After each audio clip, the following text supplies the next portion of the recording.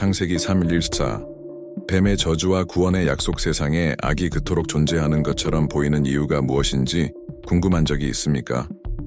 우리는 왜 그토록 많은 영적 어려움과 유혹과 시련에 직면합니까? 하나님이 사랑이시라면 어떻게 죄가 인간에게 들어오도록 허락하실 수 있습니까? 이러한 질문은 처음부터 우리 마음속에 울려 퍼졌습니다. 창세기에서 첫 번째 죄가 있은 직후에 하나님은 심오한 신비를 담고 있는 선고를 내리십니다. 인류의 타락뿐만 아니라 예수 그리스도를 통해 이루어질 구원의 약속도 이해하도록 돕는 신비입니다. 이제 장면을 상상해 보십시오. 하나님께서 아담과 하와와 함께 걸으셨던 완벽한 장소인 에덴 동산에는 고통도 죽음도 없었습니다. 하지만 한순간에 모든 것이 바뀌었습니다. 강요하고 속이는 뱀이 하와를 유혹하여 첫 번째 죄를 범하였습니다. 낙원은 하나님의 첫 번째 심판의 무대가 되었습니다. 그런 다음 하나님은 뱀을 향하여 오늘날까지 울려 퍼지는 말씀을 선포하셨습니다. 네가 이 일을 행하였으니 네가 모든 짐승 가운데서 저주를 받아 배로 기어다니고 평생의 흙을 먹을 것이니라. 창세기 3:14. 그런데 이 말은 실제로 무엇을 의미하는가? 하나님께서는 왜 뱀에게 이런 형벌을 택하셨는가? 텍스트의 표면을 뛰어넘는 이 형벌 뒤에는 무엇이 숨어 있을까? 생각해보면 이 구절은 단지 물질적인 뱀에 관한 것이 아닙니다. 여기에는 더 큰 일이 벌어지고 있습니다. 하나님은 단지 흙먼지 속에서 기어다니는 동물에 대해서만 말씀하시는 것이 아닙니다. 그는 다음을 공개하고 있다. 영적 비밀, 그것은 구원의 역사 전체에 걸쳐 있습니다. 이 장면 뒤에는 보이지 않는 적이 있습니다. 원수는 우리의 첫 조상을 속였을 뿐만 아니라 인류를 하나님에게서 멀어지게 하려고 계속 노력하고 있습니다. 이 적의 이름은 사탄입니다. 이 저주는 오늘날 우리에게 무엇을 의미합니까? 우리는 어떤 면에서 이 뱀이 여전히 우리 삶에 영향을 미치도록 허용하고 있습니까? 아니면 그것을 극복하고 악에 저항하며 하나님의 은혜 안에 살 수 있는 방법이 있습니까? 다음에 나오는 내용은 이 성경 구절에 대한 당신의 관점을 바꿀 수 있습니다. 이 구절이 원조의 이야기의 세부 사항일 뿐이라고 생각한다면 이 구절 뒤에 숨어있는 신성한 계시의 위대함을 볼 준비를 하십시오. 이 질문에 대한 답은 당신이 생각하는 것보다 더 가까울 수도 있습니다. 이 구절이 이미 당신의 관심을 끌었다면 우리가 그 영적인 깊이를 이해할 때까지 기다리십시오. 하나님은 뱀을 저주하실 뿐만 아니라 그 선고 가운데 온 인류를 위한 희망의 길을 드러내십니다. 이 순간은 역사 전반에 걸쳐 펼쳐질 전투의 시작을 의미하며 악에 대한 그리스도의 결정적인 승리로 정점을 이룹니다. 하지만 더 나아가기 전에 여러분에게 특별한 초대를 드리고 싶습니다.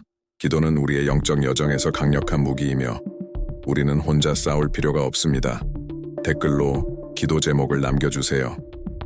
가족 문제, 질병, 영적 전쟁 등 귀에게 필요한 것이 무엇이든 우리는 함께 중보할 것입니다. 2사람 이상이 예수의 이름으로 모이면 그분도 함께 계십니다. 이 믿음과 기도의 사슬을 강화합시다. 이 콘텐츠가 이미 마음에 와 닿았다면 좋아요를 남기고 채널을 구독하세요. 이것은 단지 상징적인 몸짓이 아닙니다. 이 비디오와 상호작용할 때 하나님의 말씀이 확장되어 더 많은 사람들에게 감동을 주고 이전에 이 메시지를 들어본 적이 없는 마음에 다가갈 수 있습니다. 함께 복음의 빛을 전합시다. 이제 에덴 동산의 현장으로 돌아가 보겠습니다. 뱀에 대한 하나님의 선고는 형벌 이상의 것이었습니다. 그것은 예언적인 계시였습니다. 다음 내용은 우리에게 성경의 가장 큰 비밀 중 하나를 보여줄 것입니다. 뱀의 저주, 신성하고 영적인 심판. 뱀의 저주는 단순한 신의 형벌이 아니라 깊은 영적 의미를 지닌 정의의 행위입니다. 뱀이 모든 짐승 가운데서 저주를 받아 그 배로 기어다니고 평생 동안 흙을 먹을 것이라고 하나님께서 선언하실 때 그분은 피조물을 정죄하는 것 이상의 일을 하십니다. 거기에는 심판이 일어나고 있으며 악의 운명과 에덴에서 현재까지 치열하게 벌어지고 있는 영적 전쟁에 대한 계시도 있습니다. 이 구절을 이해하려면 인류의 모든 것이 변했던 정확한 순간으로 돌아가야 합니다. 아담과 이브는 은혜의 상태로 창조되었으며 하나님과 완전한 교제를 나누며 살았습니다. 에덴 동산에는 고통도 죽음도 없었습니다. 뱀이 나타날 때까지 모든 것이 조화를 이루었습니다. 그녀는 교활하게 하와의 마음에 의심을 심어 놓았습니다. 하나님이 너희는 동산 모든 나무의 실과를 먹지 말라고 말씀하셨으니 이것이 아니냐. 대적의 전략은 항상 같았습니다. 하나님의 말씀을 왜곡하고 불확실성을 심고 거짓 약속으로 유혹하는 것입니다. 하와가 미혹을 받아 그 열매가 보기에 좋고 보암직도 하고 지혜롭게 할 만큼 탐스럽기도 한지라. 그리고 그녀와 아담은 식사를 했습니다. 죄가 세상에 들어왔습니다. 이제 그 장면을 상상해 보세요. 우주의 창조주, 자신의 손으로 사람을 지으시고 그에게 생명의 호흡을 불어넣으신 분께서 동산으로 돌아오십니다. 하지만 뭔가 달라졌습니다. 한때 하나님의 임재 가운데 두려움 없이 걸었던 아담과 하와는 이제 숨어 있습니다. 죄가 그들을 하나님으로부터 분리시켰습니다. 그리고 하나님은 선고를 내리십니다. 먼저 그분은 뱀에게 말씀하십니다. 그런데 왜 그녀부터 시작할까요? 문제의 근원이 거기에 있었기 때문입니다. 하나님은 동물을 정죄하실 뿐만 아니라 그 배후에 있는 영까지도 직접 공격하십니다. 흙 속을 기어가는 뱀은 사탄의 굴욕과 궁극적인 패배를 상징합니다. 성경 세계에서 먼지를 뒤집어 쓰고 땅에 엎드리는 것은 수치심과 완전한 복종을 상징합니다. 하나님께서는 악한 자가 다시는 그가 원하는 영광을 얻지 못할 것이라고 선언하고 계십니다. 그는 가능한 한 가장 낮은 상태로 던져졌습니다. 이것이 바로 이사야 65장 25절이 최종 회복을 묘사하면서 뱀이 흙을 먹을 것이라고 말한 이유입니다. 이것은 우리에게 이 정죄가 일시적인 것이 아니라는 것을 보여줍니다. 그것은 영원했다. 적이 다시는 일어나지 않을 것입니다.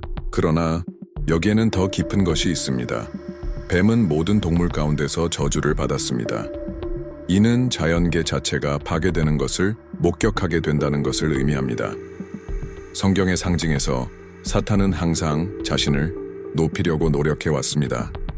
그는 하나님처럼 되기를 원했고 자신에게 속하지 않은 왕좌를 찬탈하고 싶었습니다.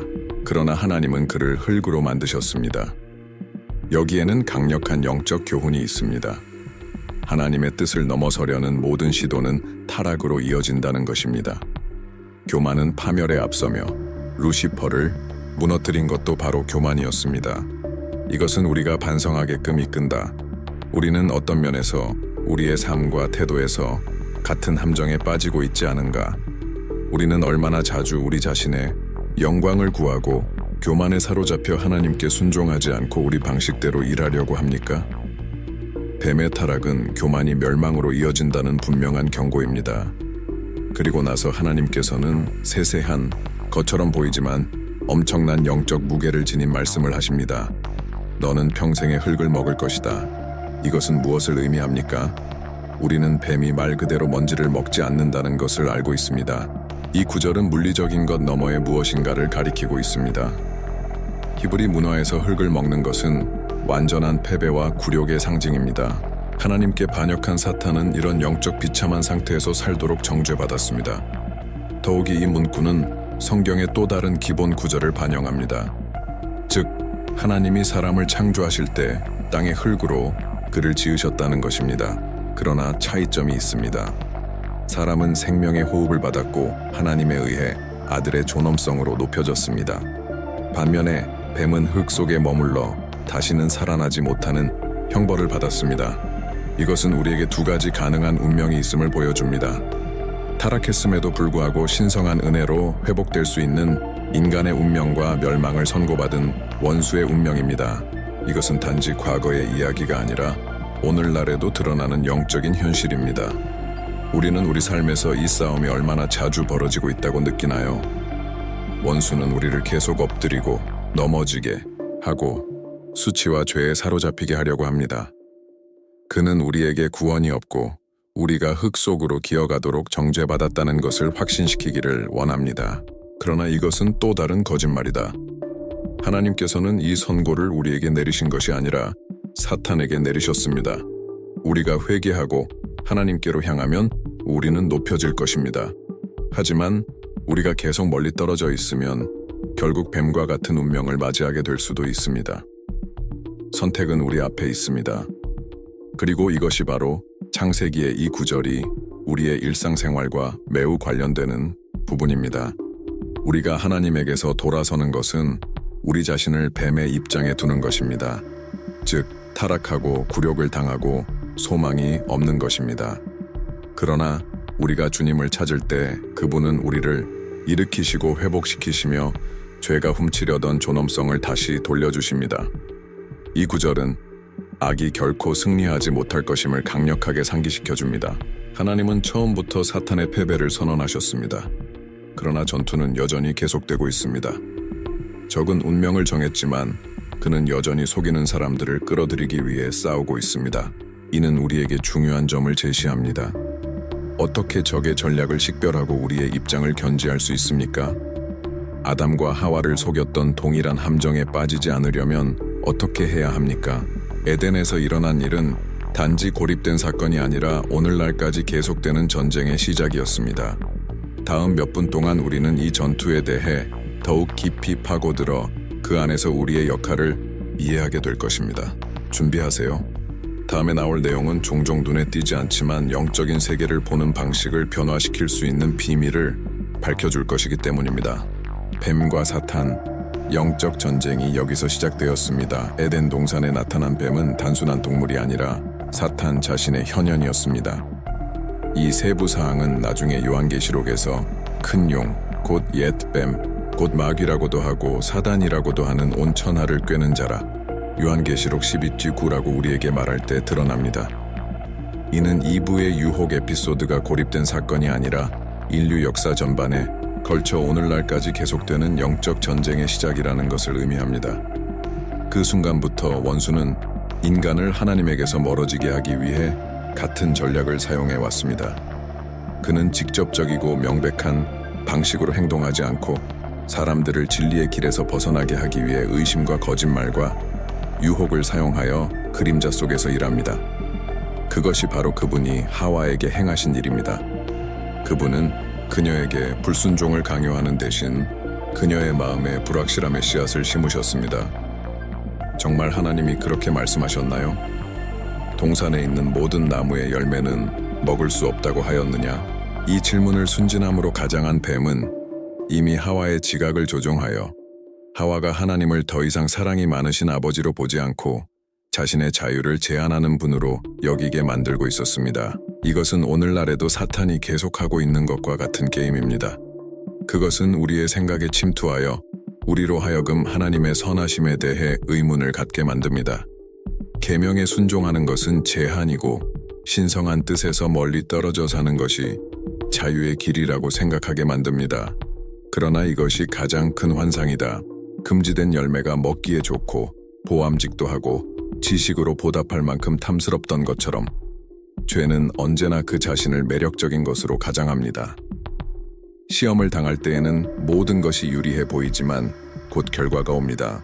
그리고 이전에는 동맹처럼 보였던 사탄이 고발자로 변하여 그 사람을 절망에 빠지게 만들고 신성한 은혜에서 더욱 멀어지게 만듭니다. 이 영적 전쟁은 큰 결정에서만 일어나는 것이 아니라 일상생활에서도 일어납니다.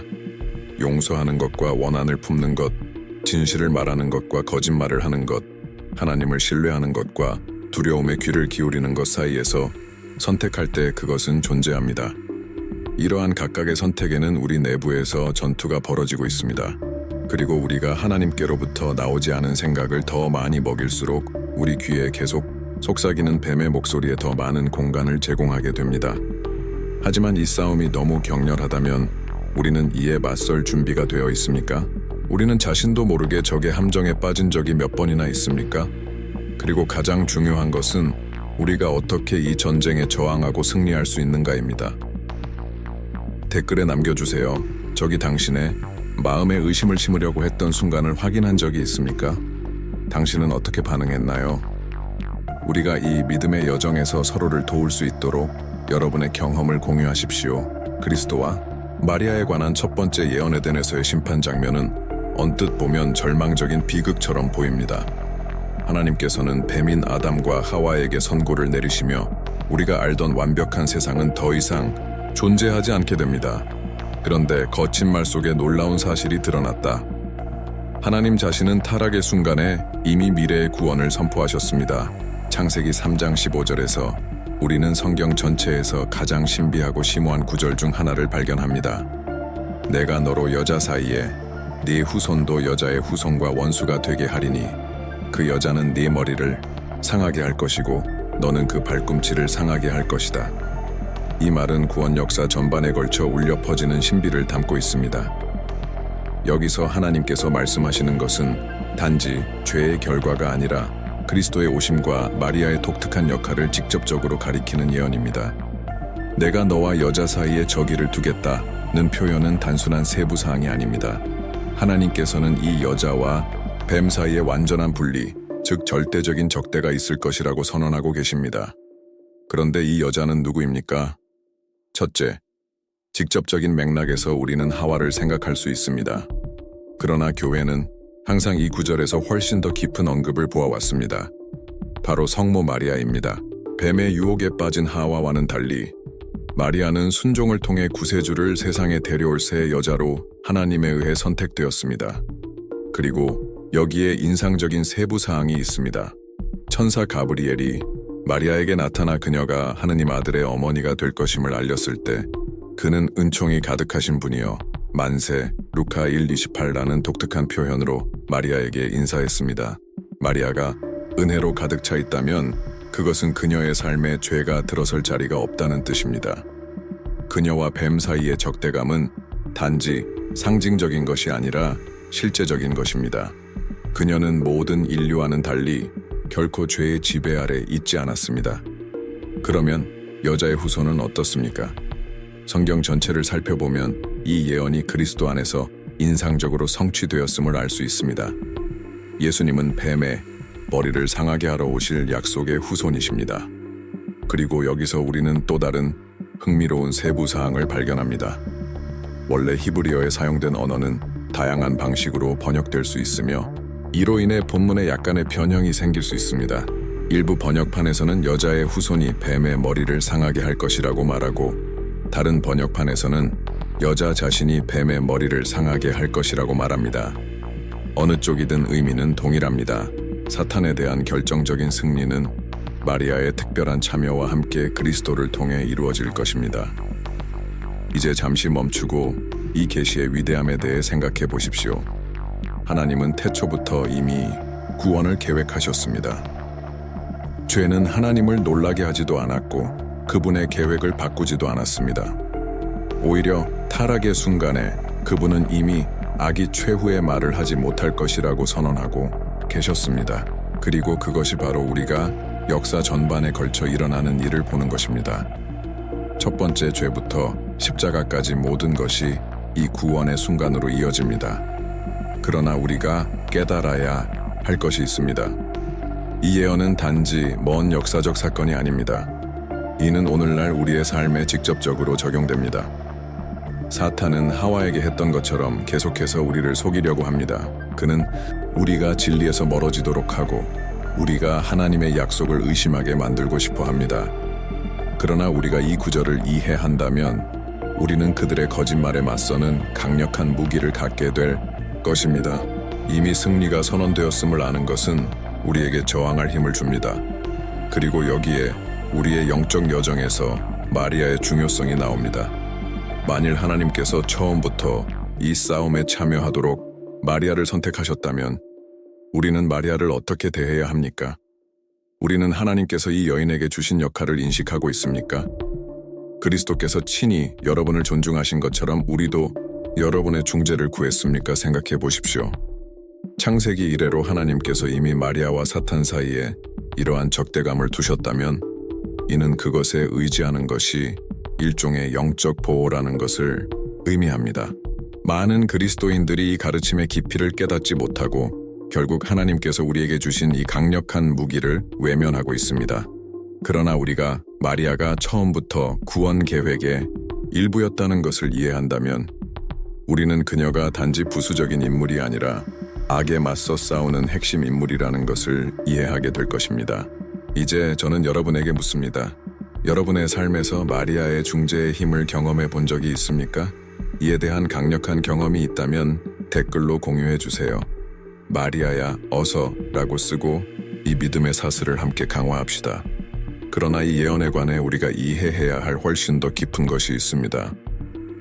예수님께서 뱀의 머리를 으깨러 오셨다면 왜 우리는 아직도 세상에 그토록 많은 악을 보고 있습니까? 이미 승리가 선언되었다면 우리는 왜 아직도 영적 싸움을 많이 하고 있습니까? 이 질문은 우리에게 중요한 지점을 제시합니다. 이미 승리를 거두었지만 전투는 계속됩니다. 사탄은 이미 패배하라는 선고를 받았지만 여전히 자신이 할 수 있는 사람들을 빼앗기 위해 싸우고 있습니다. 그리고 이것이 우리가 이야기에 들어가는 곳입니다. 하나님은 이미 우리에게 승리할 수 있는 모든 무기를 주셨지만 어느 편에 서고 싶은지 결정하는 것은 우리에게 달려 있습니다. 우리는 여자의 자녀로 살고 있습니까? 아니면 뱀의 거짓말에 속아 넘어가고 있습니까? 이것은 우리 각자가 대답해야 할 큰 질문입니다. 우리가 이 예언을 이해한다면 악에 맞서 싸우는 우리의 싸움에는 이미 보장된 결과가 있다는 것을 알게 될 것입니다. 우리는 혼자가 아닙니다. 우리는 적의 손아귀에 있지 않습니다. 그리스도께서는 이미 뱀의 머리를 깨뜨리셨고 우리에게 악한 자의 간계를 물리칠 수 있는 능력을 주셨습니다. 그러나 이 승리는 자동으로 이루어지는 것이 아닙니다. 우리는 그 안에서 살기로 선택해야 합니다. 우리는 은혜로 옷 입어야 하고 믿음에 굳건히 머물러야 합니다. 그리고 이것은 우리를 더 깊은 지점으로 데려갑니다. 하나님께서 창세기 이후로 이 승리를 선포하셨다는 것을 우리가 이미 알고 있다면 오늘날 우리는 이 진리를 어떻게 우리 삶에 적용할 수 있습니까? 우리는 어떻게 이 현실을 살아가고 이 신성한 보호를 경험할 수 있습니까? 하나님께서는 우리가 이 전쟁에서 굳게 설 수 있도록 무엇을 주셨는가?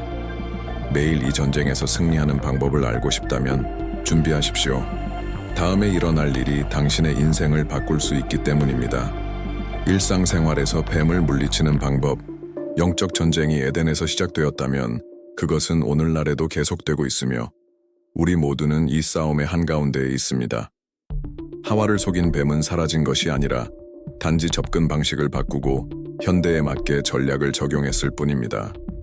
처음에는 인간을 하나님으로부터 멀어지게 하기 위해 의심을 사용했다면 오늘날에는 혼란과 낙담, 진리의 상대화를 사용합니다.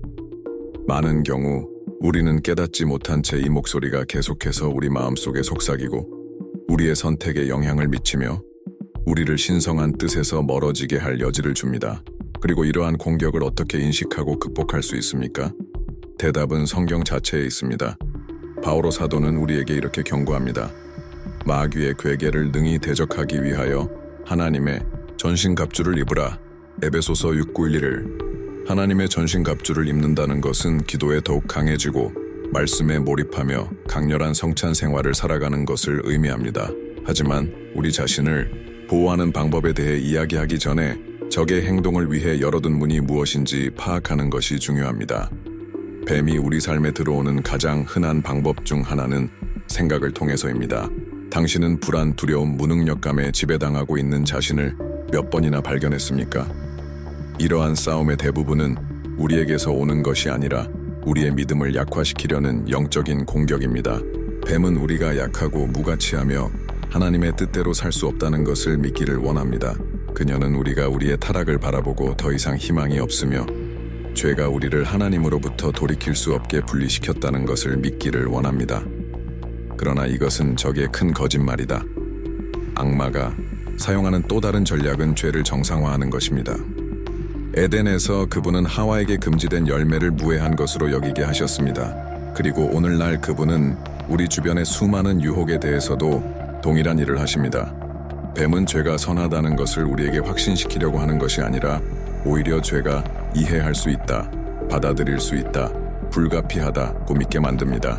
우리는 어떤 잘못된 행동이 단지 우리 성격의 일부이거나 특정 태도가 그다지 심각하지 않다고 생각하게 되는 경우가 몇 번이나 있습니까? 우리가 깨닫지 못한 채 작은 양보에 익숙해지면 거룩함에서 멀어지고 원수가 우리 삶에 점점 더 많은 영향력을 행사할 수 있는 공간을 만드는 것입니다. 그러나 이 전쟁이 존재한다는 것을 안다면 어떻게 승리할 수 있습니까? 그 답은 하나님과의 친밀함에 있습니다.